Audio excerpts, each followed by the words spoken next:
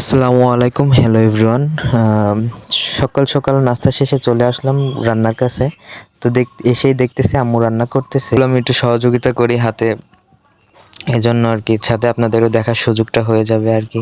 এখানে দেখতেই পারতেছেন মাছ ভাজা, মশলা বাটা, আর এখানে আলু বেগুন সব কিছু গোছানোই আছে। রাইস কুকারে ভাতটা আগেই ধুয়ে দিয়েছিল আর কি, এজন্য ভাতটা হয়ে গিয়েছে। তো কথা না বলে রান্নার কাছে চলে যাই। কষানো যে মশলাগুলো ছিল ওর ভিতরে দেখতেই পারছেন আলু আর বেগুন দিয়ে সুন্দরভাবে কষিয়ে মশলাটা ভুনা ভুনা করে নিয়ে ঢেকে দিল। কিছুক্ষণ রাখার পরে ঝোলের পানি দিয়ে আবারও ঢেকে দেওয়া হলো। একটুক্ষণ নাড়াচাড়া করে সুন্দরভাবে মশলাটা মাখিয়ে যখন তরকারিটা হালকা হালকা সিদ্ধ হয়ে আসছে, তখন ঝোলের পানি দিয়ে দেখেন কি সুন্দর একটা কালার আসছে আর কি সুন্দর ঘ্রাণ আসতেছে। তো ভেজে রাখা যে মাছগুলো ছিল ওই মাছগুলো আম্মু একটা একটা করে উঠিয়ে তরকারির উপরে দিয়ে দিচ্ছে।